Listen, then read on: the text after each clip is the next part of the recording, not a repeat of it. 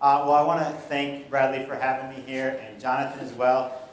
Jonathan and I just met for the first time yesterday, so it's taken a big risk to have somebody you've never met and step in and talk about your product. Steal the logo and put it up on their keynote presentation, so hopefully that's okay. My lawyers will be talking to you. That whole slide deck thing, make sure you get the different slide deck that doesn't have any logos.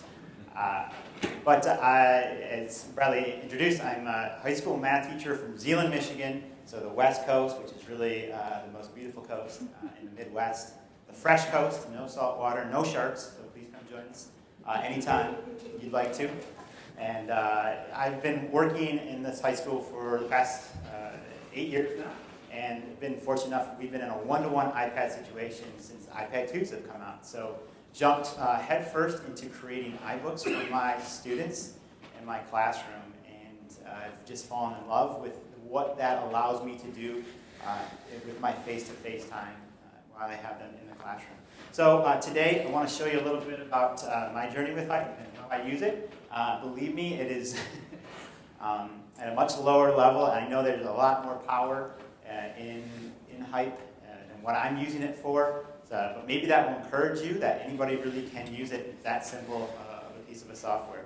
And another part of me that you don't know is that I've created this organization. It just kind of has fallen into my lap, really, over the past 4 years. And it's called the iBookHack.org. Essentially, a couple of my colleagues and I and some people across the state got together and said, if we're going to create iBooks, let's do it in community. Let's bring best practices, shared ideas, and teach each other how to use and push kind of this idea of teacher-created, media-rich, interactive content in our schools. And let's see what we can do with it. And other people have jumped on board. It's been phenomenal to hear people calling us up from around the country, really. We even went out of the country this past summer working with Mike's group up in Canada. So now it's an international organization. We go and do a 3 to 5 day workshop teaching teachers how to create their own media-rich, interactive content. And so you can obviously see how a piece of software like Hype would fit into that. I will say we always have it scheduled for that third day. It comes after many lessons about learning about iBooks author and copyright and Creative Commons and instructional design, and they are just getting into the flow of creating their books. And we've talked a little bit about Keynote, how to use that for animation, how to use create their own media. And for most teachers, Hype is a very scary next step. And so we work with very few teachers, taking them there and showing them what are the possibilities. But teachers that see it just absolutely fall in love with it. So it's a great program. What my classroom looks like on a day-to-day basis is that my students interact with content at home. So they will get a homework assignment. It will tell them to read, watch, and interact with their iBook. And in that iBook, the interact piece is very, very important. And I tell them that they need to sit and digest that. What is it that's going on in those interactives? Because that is where some learning and confusion can take place. And I've used Hype to create some of those interactives. And again, what I love about that is what it allows me to do, how to repurpose my face-to-face time with students. So during classroom, we can go much deeper, diving into more application and not just have to focus on that surfacey concepts while they're in my classroom. So way back when I was starting to create these interactive books, I was looking for ways to embed applets, little Java-based, Flash-based applets that really allowed students to visualize mathematical concepts. And I couldn't figure out for the life of me how to do this in an iBook. There was this HTML widget, and I just had no background in JavaScript, no background in HTML, CSS. I'm not even sure what they stood for. So I had to look them up. I even signed up for Code Academy. I think I made it through the first badge, and then I quit. And I just didn't know how to make that thing really fly.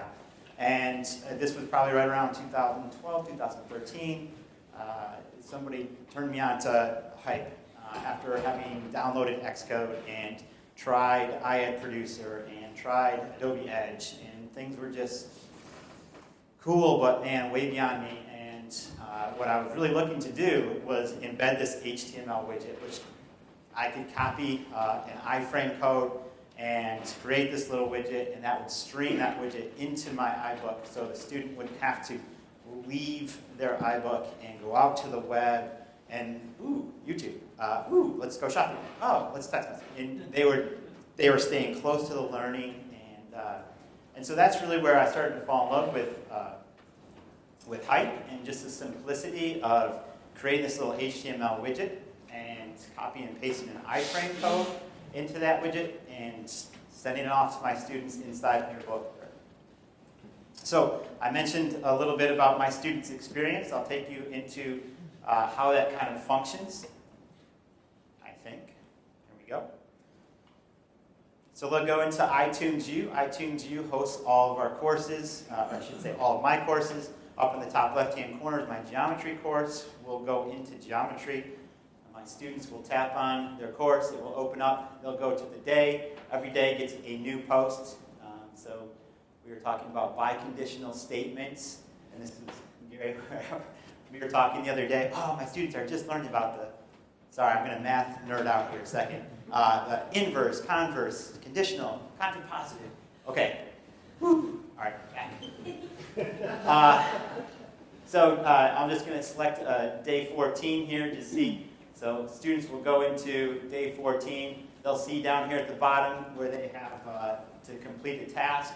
Their at-home task, you can see if we tap on that, it says to read, watch, and interact with. And I love this part of not only iBooks, but what Hype brings that interactivity into those iBooks. So students are reading, they're watching a little video, learning through different modes, and interact with the content as they complete their guided notes. So I'll did not finish that real quick here. You know what? I'm going to show you. I'll do a live demo here, which again is always scary, right? On what that looks like. I'm going to quick jump online. Do a hotspot here. I'm going to switch over to the iPad.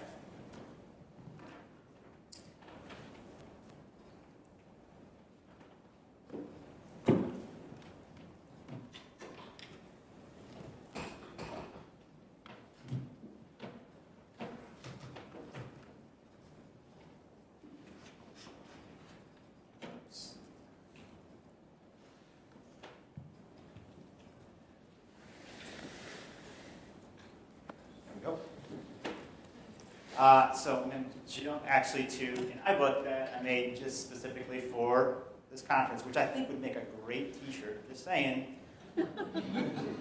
Really hoping you were selling t-shirts here. What's the hype in education? And a lot of tech conferences, just saying. So as I began designing some interactives, and again, this is coming from a high school math teacher. I don't have any coding, any instructional design practices. It just started to make sense to me as I observed my students, how they are using it, what kind of principles I needed to kind of instill in my creation process. And I'm still not fully there yet. I mean, you'll see some of my widgets here, and you'll know that it's just, missing on a lot of these. But I want them to be intuitive. I want them not to be overwhelmed with a bunch of text and buttons and things like that. I wanted them to have some space on that page to think, but yet also playful. I wanted them to be able to interact with content on the screen. I wanted that content to foster their curiosity, help them to build meaning, and give them some layered feedback. So here's a few examples of what I came up with. Now, launches, oh, hold on a second, I gotta first, I forgot to connect. So, oh no, I'm connected, perfect. Some of these widgets require connection to the internet. Some of them don't. So for this first one here, this one was made a couple of years ago. I really just wanted to play with the whole animation thing. This is not about anybody, but my students are learning about finding the distance between 2 points in a coordinate plane. And we learned 2 different styles of doing that. So tap on one to learn. And it's going to take them to the screen where it's going to load this Geogebra Sketch. So Geogebra is a free dynamic mathematical software that does a lot of the heavy JavaScripting for you. So, and it outputs an iframe, which I can copy and paste and put into an HTML widget and hype. And it did everything I wanted it to do. So students could push and pull things around on the screen here. They can tap on little check boxes and see the right triangle drawn there. They can see their legs there. Down here at the bottom, oops, some of those aren't coming out. There we go. They could see the Pythagorean theorem being worked out from the legs of the right triangle. And they could tap on the instructions if it wasn't that intuitive, if they needed to read the instructions. And they could tap on the little questions. This is where I thought it would get really cool, because I learned a few things, most likely by watching lynda.com videos in the morning. So thanks, Jake. I really appreciate that. Another eureka moment for me, and I shared this earlier with somebody else, is that check with your local library. Your local library will often carry free subscriptions to lynda.com. Don't spread it too much, because I want to keep learning for free. But so that's what I would be doing, is logging in my local library, punching my library card, and I could listen to lynda.com tutorials. Very well done, and taught me a bunch of stuff like little sliding windows. So they could answer the question. They could tap on the home button, or up in the top right-hand corner, they could go to the other sketch. It would essentially load a different scene and allow them, again, to push and pull things around the screen and build some meaning for themselves. So again, I'm sure there's ways to create that Geogebra sketch, JavaScripting, but that's just all beyond me. The Geogebra software allows me to create it visually. I don't have to know any of that code, and then it gives me the iframe that I can copy and paste into that HTML widget. Here's another example. Again, I think I was getting pretty cool by putting in some text boxes that faded away, the icon with the little interactivity. When the students came to that page, they could see that they needed to tap on that. It would load it, and they could tap on instructions, and they could get their instructions. Again, it might not be that intuitive, but we're going to pedal the bicycle by rotating the blue dot. Great. Then we're going to change the front gear sizes. Tap on the questions to submit your responses. So I'll close that up. I did finally learn how to do that too. I'm going to grab my little pedal. We'll start pedaling that bicycle. This is actually fun because my students will be doing this next week. I'll bring in the real bike, and I'll have them do it on here, and then you can start to make some inferences in terms of their gear ratios, direct and inverse variation. And sorry, I just went to math mode again. They can tap on questions, and again, this was another great feature I learned. Google Forms. You can copy and paste an iframe, and now I can have a little Google form right inside my sketches, and I can gather some feedback from my students. So what do you think the ratio in the sketch represents? Let's just say number of teeth on top. Anyways, you don't want to see me type that in. But so on and so forth. It asks them a few questions. I get some response. They submit their answers right there in the sketch. They're in the iBook. That keeps them really close to the learning. Close it up, and they can move on. Again, some more just gathering student input. I won't go through both of these. I'll tap and open one. More Geogebra sketches. This one got a little bit wordy. But one thing I really enjoyed and appreciated about Hype is that this whole idea of a scrolling box was just so difficult to create, but Hype made it so easy. So again, just kind of pushing and pulling some things around, allowing my students to build some meaning. We're talking about transformations in the coordinate plane, which again, this is all good stuff because it helps in design, it helps in computer coding, it helps in helping them understand just movements in the coordinate plane. So, another thing here I just wanted to point out that as students submit their responses, I'll just submit a blank one. The way I had it set up is that they could see previous responses. So if I tap on see previous responses, that will take them to the sheet where the rest of their classmates have also submitted their response. So you can start to see here, other responses. It moves left and right, moves right. You get some crazy responses. so on and so forth. And then you can start to have that layered feedback for your students. Okay, was I on par or was I not? What were other people saying? What's different about my responses as to the way they responded? So Hype gave me that ability to do all that kind of stuff just by using that simple little HTML widget. And then I started being able to just create little playful learning opportunities. I figured out ways to not have to just embed an HTML widget. So I wanted students to kind of build up towards moving from something that they already knew to learning a new concept. So this one here is, there's sound to this one here. I don't want to make it too loud. Turn my volume down here. I'm not sure how loud it will be. I'm just going to say that right now. So I wanted students to move from, they knew how to take the average of two numbers, but moving into the coordinate plane, they didn't really know how to find this thing called the midpoint. And I wanted them to just be able to tap. One mistake I made in the sketch was I didn't make those buttons. I should have, you harness the power of buttons. Instead, I did rectangles. I don't know why. And so I don't have the pressed, like I don't, you'll see here in a second. So I'll just choose what is the right answer here? I'll choose the wrong answer. Oh, really loud. Don't have a way of changing volume. Oh, that's not volume either, huh? All right, so awesome. Would you? Yeah. I don't want to make anybody jump out of their seat. Try it again. Wakes them up, though. No. Especially after that last guy, huh? Just kidding. Just kidding. Do fireworks go off if you choose the right one? Ah, fireworks. Well, let's see if we can. Okay, so yes, we'll choose the right one. No, fireworks don't. It's really an annoying little bell. But what you didn't see there is which option I chose. So I didn't use the buttons where I could choose the different states as you hover, press, and what are the other ones? I'm not sure. Anyway, so we'll choose 5. Ooh, still really loud, huh? That's okay? Perfect. Okay, so now we're going to move into some positives and negatives. That's really hard for students to get. And they want to find the average of two numbers. And I'm talking just to buy time so I can figure it out in my head. That should be this one. Okay, good. And then we got -5. Let's go this one. Okay, so we've got this idea of finding the average between two numbers. Now let's move it to a number line. Ooh, that looks different, right? But really it's the same thing. It's -3 and 3 added together, divide by 2. We'll get 0.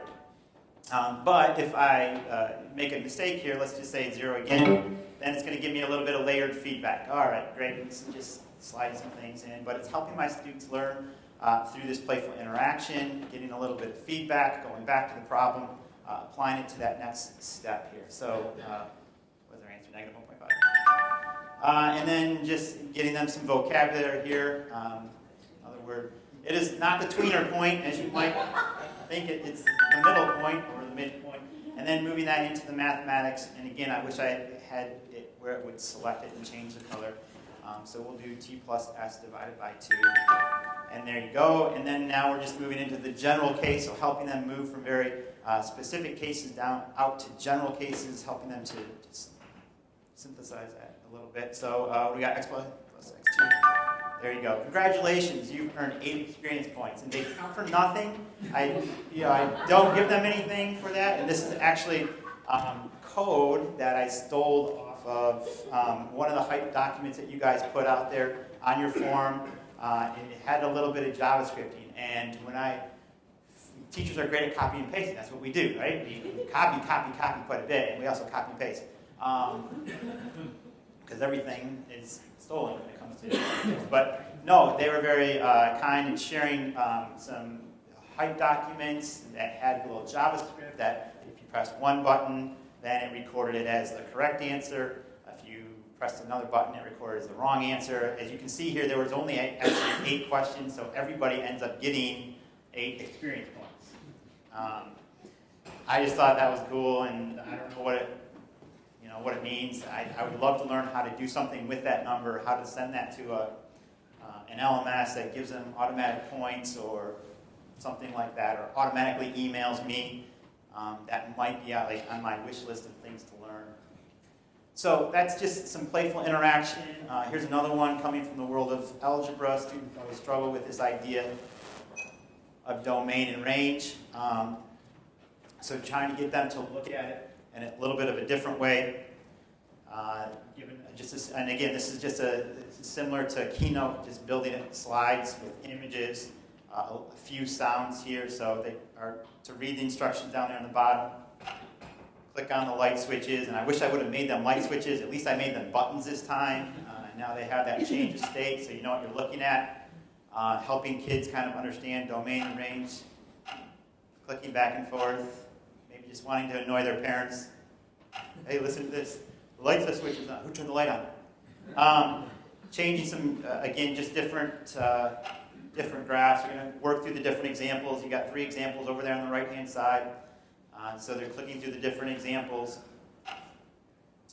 What I didn't add to this, what I want to add to this is just that summary page. So what did you learn? So tell me this. If I gave you this graph, and what I want to know how to do is fill a text field where they are explaining that. And then that text field is automatically submitted somewhere that I can read or see and get their feedback. So again, those are things where I want to take this, but I just don't know how to do that.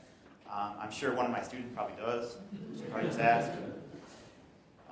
But that's another, just this idea of playful exploration where they're not being told something, but they're given maybe enough information and interactivity where they can figure it out.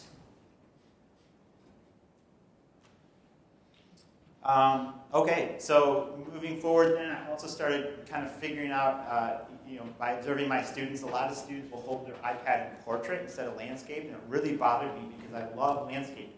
And I love having that fuller page this way. I don't know why, it's just because it fits videos better or something like that. But I started then making some widgets in portrait, and I really like this just because I think students tend to hold their iPad this way when they're texting or when they're playing games. It's hard for you to see that. It's going to load up there at the bottom. But then was just trying to also figure out just ways to give them some more instantaneous feedback. Are they understanding as they manipulate this sketch? So again, you have a little Geogebra Sketch here. We're going to grow our regular polygon. They have some instructions up there at the top. And they have some check boxes they can turn on and off. So measuring some interior, exterior angles. Make that bigger so you guys in the back can see that. And then they're posed with questions. And the questions here at the bottom just are meant to guide their interactivity. So it says, what is the sum of the interior angle measures of a triangle? So I'm going to go down. I'm going to form my triangle. And I'm going to see that the sum of the interior angles is 180. So I'm going to select 180. Oops, so there's a familiar sound again, right? I selected 120, let's select 180, good. And I actually had this set up, I think, to have to manually manipulate between questions, and one of the team members said, oh, this would be really nice if you had it actually automatically progressing. So I went in and figured that out and was really pleasantly pleased with myself. What is the measure of one interior angle of a regular octagon? So students can manipulate this, and they can make an octagon as long as they know it's got 8 sides. They can then answer that question based off of that, manipulated there. So one interior angle looks like it's 135 degrees, and it's going to automatically move. If I hit the little left and right buttons there, it will move to the next question as well. And it's just giving my students instantaneous feedback, helping them kind of figure things out by pushing and pulling things around on the page. So I thought that was pretty cool. I didn't have this set up to return how many experience points they got, because again, they don't count for anything. So I maybe should do that in the future, but those are some things I would love to incorporate. Another one, very similar, I won't go through this one in too much detail, but again, just working around polygons. Specifically this one, it's a kite, so students have properties of kites that they can turn on and off. They can manipulate that, and they can answer questions based off of their sketch. So just that idea that they're being guided through, they're giving that instant feedback as to whether they're getting the concepts or not is really important. And I think it's something that they're discovering and not having to be told. It's pretty boring and monotonous to be told, here's the properties of a kite. Your opposite angles are and so on and so forth, right? They want to be able to kind of figure that out for themselves here. So, and then it takes me to one last one here I'll share with you guys. Since we are in Nashville, we should probably do some line dancing. What high school taught me to do too is help kind of create these, interactive games, I guess. Okay, so this is one that's pretty popular among nerdy math teachers. It's called Dance Dance Transversal. So if you've ever played Dance Dance Revolution, you'll know how to play, right? You stand in front of the TV and you're supposed to do all these fancy dance moves based off of these things going up the screen and music blaring in the background. Well, in order for us to study parallel lines, you guys didn't know you're getting such a math lesson today, huh? Parallel lines cut by a transversal, we wanted them to be learning physically where the location of those different angles are. And don't worry if you don't know how to do the dance, you're all going to stand up and do it anyways. I give you a little bit of a hint right here in the iBook. So this is Inspector Euclid. Our math. No? Who Euclid is? So we have alternating interior angles are on alternating sides of the transversal. That's the line that cuts the two parallel lines. The two parallel lines are the ones that don't intersect. Okay. And then we have alternating exterior angles. So just on alternating sides of the transversal. Same side interior. That's going to be a hard one. Look at how those feet are positioned. See that? You can turn your feet. It's okay. And then corresponding angles. Oh, let's not forget two more. Vertical angles. That's an easy one. Yep. And same thing with linear pair. Ready to play? Yeah. Dan's all fired up. I love it. Okay. I don't blame you if you don't want to stand up and play. It's totally fine. You can just observe the obnoxiousness. So I'll open up the app here, or the little game. Here's Dance Dance Transversal. We have easy, medium 1, medium 2, hard, and super hard. What should we play? Super hard. Super hard? Oh, gosh. Love it. Because you're just going to watch me play, aren't you? That's what you're saying. I was actually looking for tape earlier because what I'll do in my classrooms, I'll push all the desks to the side and I'll have like 6 of these sets of parallel lines cut by a transversal with tape, and students will have to get in groups of 2, and this is really awkward, but we always do it right around homecoming, so I just tell them, don't worry, you guys can use this at homecoming. And all your friends are going to be like, wow, that's line dancing. Yes.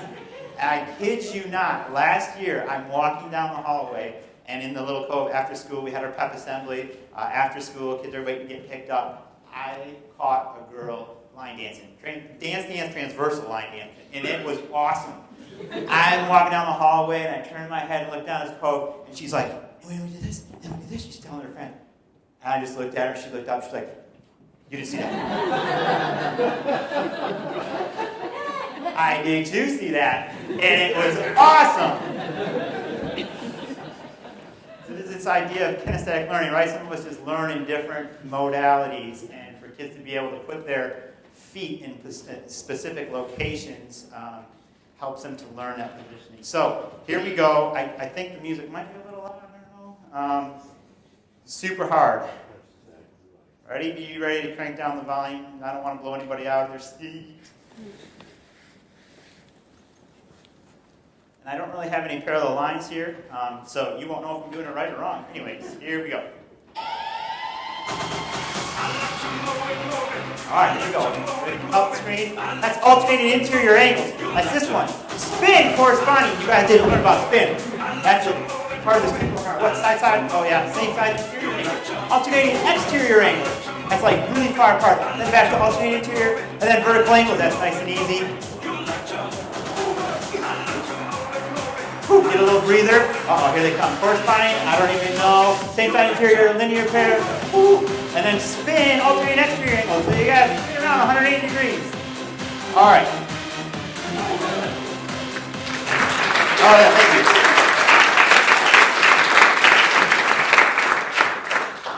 Thank you. I'm here all week. What is it? No.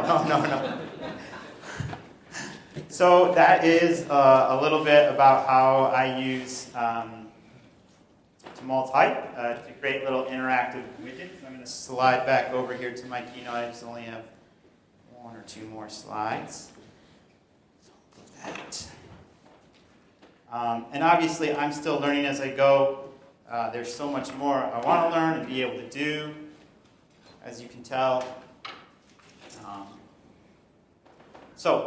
Again, here's just my design principles of what's been kind of helping to shape my study of creating these interactives. I think media-rich interactive iBooks are our future. Textbooks are our future. I think that's where technology is leading us. Software like Hype and iBooks Author are leading us, but I also think that it's important that we have some good design principles around that. Not always being told the answer, but being led to where they can discover the answer is meaningful stuff.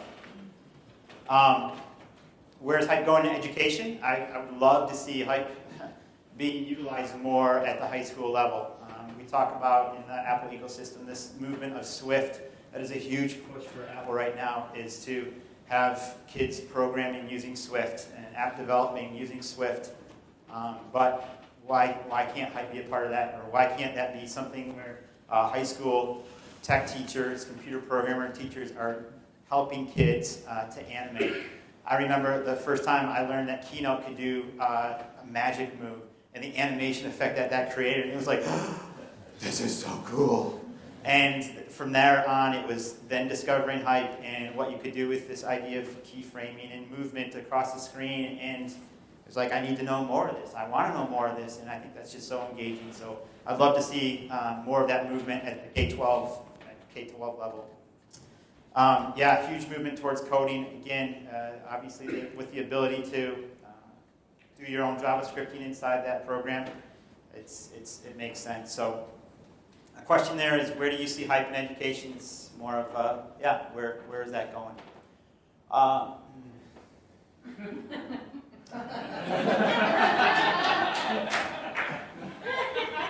I had that there, and then listening to the last presentation, like, I better take that out. At least until I get more chocolate.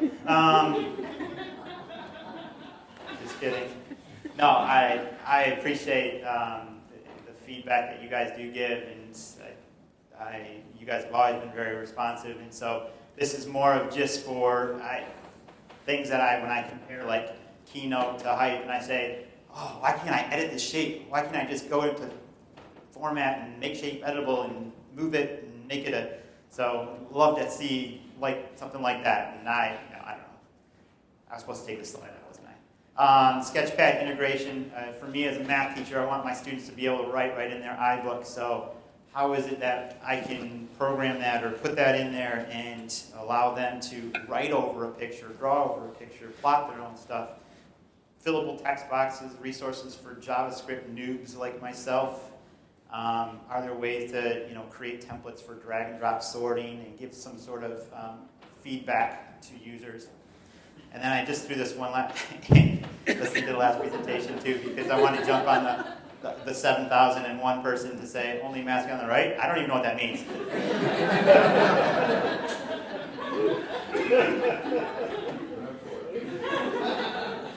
So, thank you. I'm happy to take questions. Again, I've used this at a very basic level, so. We have time for a couple of questions. Just raise your hand. No, not Yes.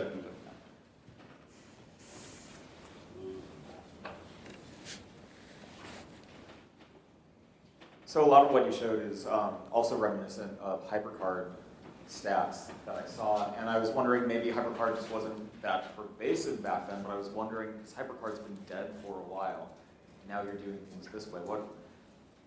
What was in between? Did you?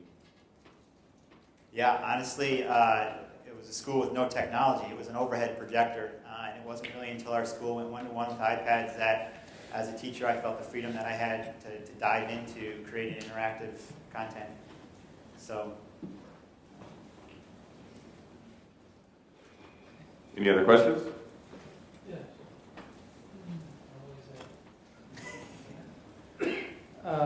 So your home base in this process is iBooks, author.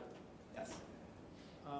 could you just say what, because specifically, you mentioned incorporating Google Forms and making these call outs. You mentioned a couple of other ones. I'm really curious of, for myself, workflow, what should I have in my brain? You know, what are you putting into your courses? And probably you mentioned them while you were talking, I just missed it. If you could just, Google Frames, you also mentioned the GeoGebra. Yeah, GeoGebra.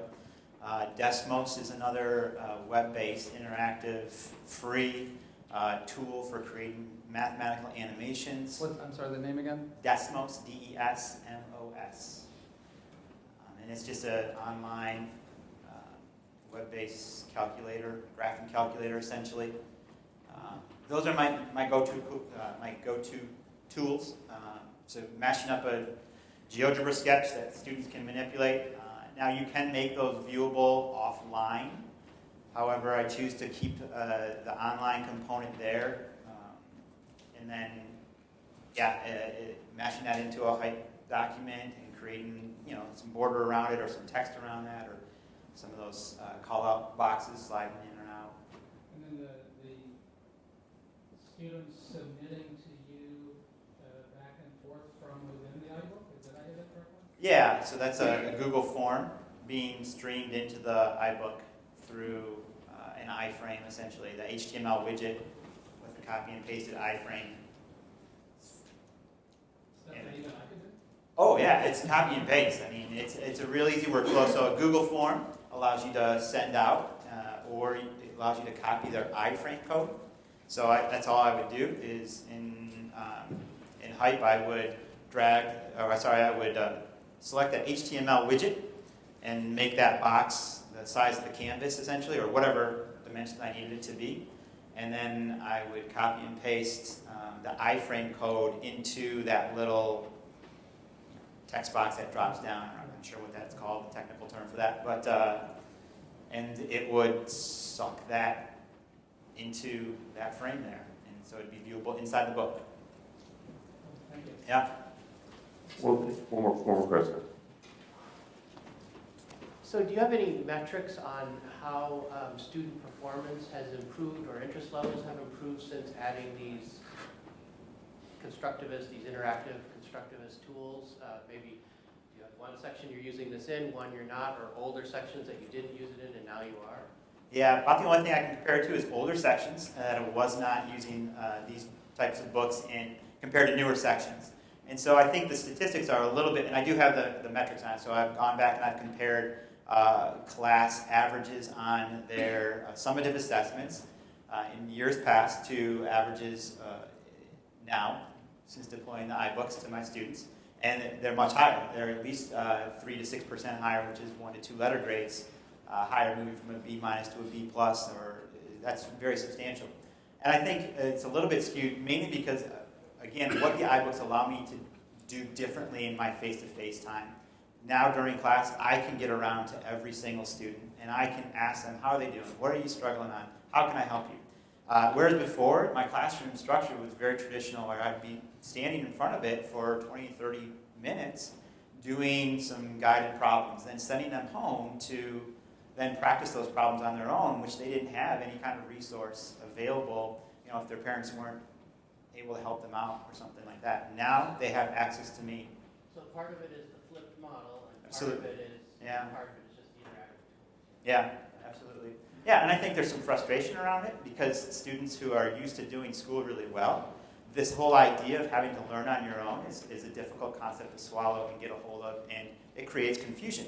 And I always tell them, that's okay, confusion is the first step in learning, right? You're going to get that cleared up here in class today. You should come to class with questions. You should come a little bit confused. And when you're confused, you're going to seek that understanding, and so hopefully that's been happening.